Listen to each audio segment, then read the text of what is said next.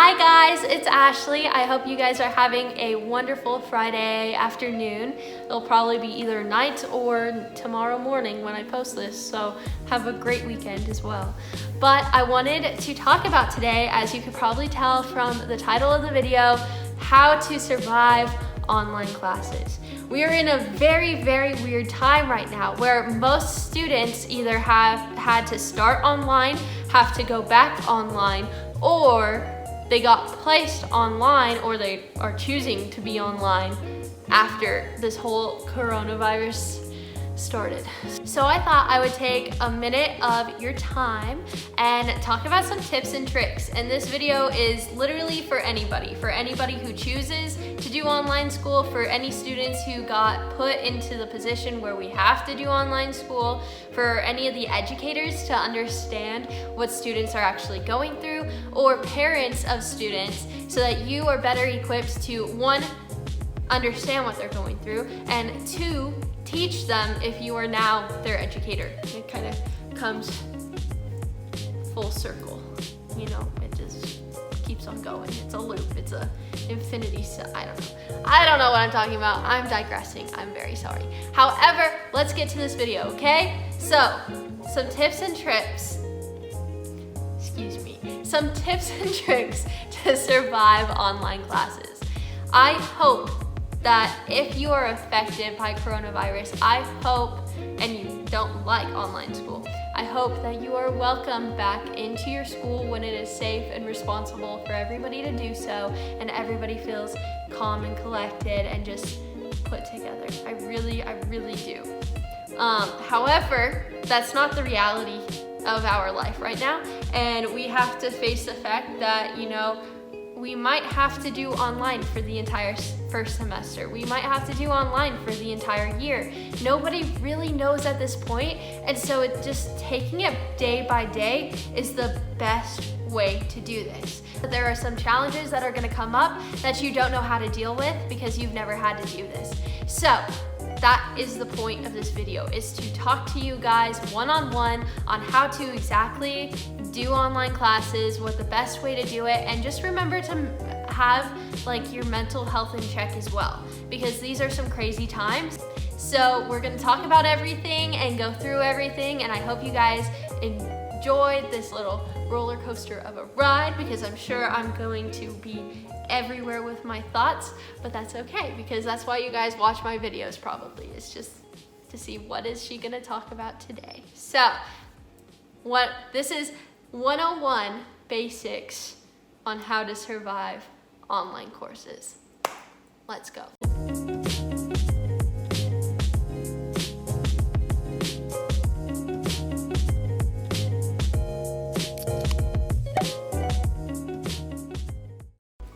All right, tip number one, and don't laugh too hard at this.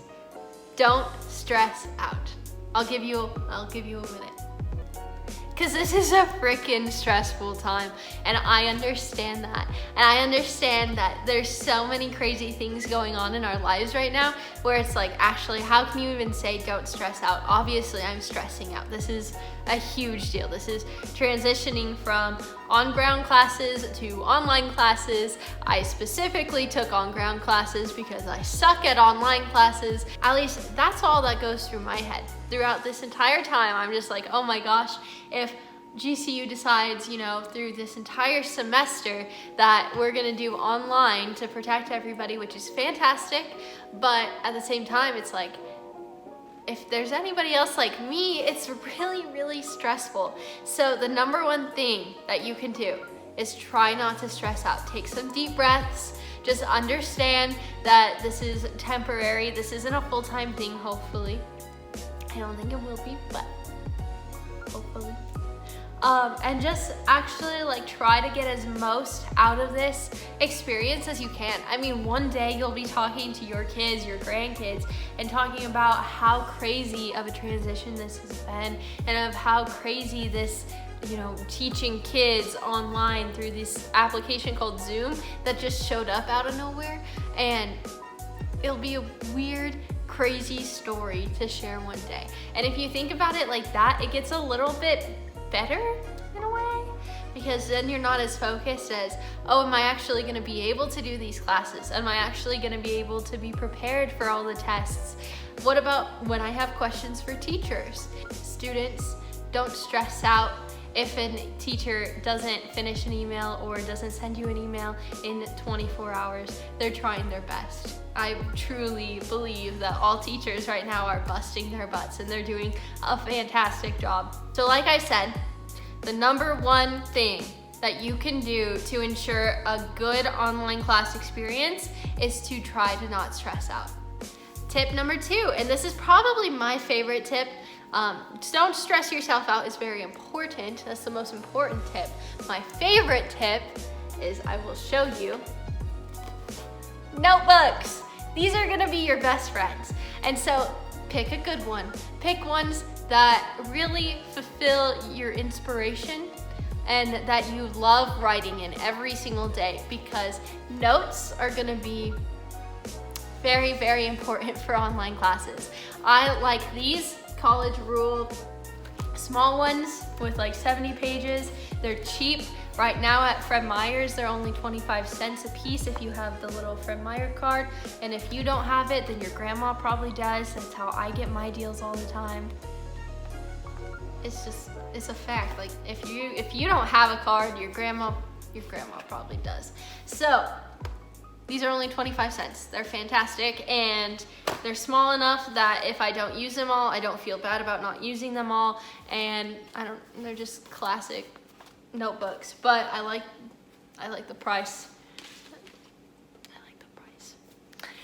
Anyway, notebooks. Notebooks are vital for your experience in online school because you have to be taking a ton of notes. Unfortunately, that's just the way it is. Notes are very important, and especially when you don't have the teacher highlighting these facts, like these are the most important things, the most important ideas you have to jot down. That's how I survived middle school and high school, was teachers like my junior AP history teacher. He would literally write out and star these facts, and so all we would do is write down in our notebooks those facts, and we're fine. But a lot of times now you're probably going to be reading for retention and you're going to be reading for comprehension. And so what that means is you're going to be reading a chapter in your textbook and you are responsible for taking notes on that. Rule number 3. This is probably going to be the one that you guys are most unfamiliar with, and that is creating your own schedule. I say that because in our normal lives, like, things are scheduled for us. I never had to worry about where I was on a Tuesday morning at 7:45. I was at school. Now, unless your school is synchronized with those same times, which might seem crappy at first, but you're probably gonna appreciate it later on in life because it keeps you on a daily schedule. If your school does not do that though, and they have, if they just say, oh, we'll get it done by Friday, that's where a lot of time management is gonna have to come in. And you guys are probably gonna be one of the best time management generations of your entire life, of forever. I don't know what I'm saying, of anything, of any time period ever. You're gonna have the most time management skills because you had to do it your freshman year of high school. You had to figure it out, do it for yourself, and here you are. So that's great. It's a very positive outlook on this, is you're gonna have really good time management skills. However, getting yourself in the schedule is probably gonna be hard. If you have other extracurriculars, it kind of structures it more. And I'm a huge fan of structure. Like I said in my last video, I love planning and I love structure. And I love the fact that I know every single morning I'm waking up at 7:30, no matter what, and I'm making myself breakfast, working out, and X, Y, and Z, next. It's beautiful, I love it, my days are organized. I live and I thrive off of organization. For those of you that don't, this is gonna be a hard thing to conjure up in your mind, but you're gonna have to do it. You're gonna have to become expert organizers, expert time managers. You're just gonna have to do it in order to succeed. Tip number 4, or cat, or quattro? Yes, oh, why does that sound so weird? Spanish for 4. I can speak French. Can't speak Spanish to save my life. Explain that one. Anyway, number 4. This one is really important. It kind of goes with number 1 with don't stress out, but this one is have a space for yourself. Have your own area where you love to learn, whether that's outside like it is for me, going out on a hike or sitting on a park bench or what. It's still beautiful weather outside in most parts of the United States. If you're international, I don't know much about international weather, but I know in some places it would be technically, it's spring, so still pretty good weather, I think. Anywho, find your own space. And it doesn't have to be outside, and it doesn't have to be in your house either. And if it is in your house, maybe it's your room where you feel the most motivated to do things. Usually people advise not to do your work in your room because then it just creates your room to be a spot of hostility, because if you get stressed out about your schoolwork, which rule number 1, you don't have to do, but if you still get stressed out with your schoolwork, then you don't want that to be in the same area where it's supposed to be the most restful for you. It's where you sleep. It's, you know, it causes a lot of psychological effects. Or you're like me and you just view your bed and you say, oh, this is soft and comfy. It's nap time. It's not nap time, it is school time. Figure it out for yourself. If it's at your kitchen table, fantastic. If it's in your little den that you have, fantastic. If it's out at a local park, fantastic. Make sure you have Wi-Fi, but fantastic. If it's at your friend's house and their parents are okay with that, fantastic. Figure it out for yourself though. Figure out somewhere that you feel safe, that you feel you feel connected to other people when you're so not connected to other people because you're learning from a screen.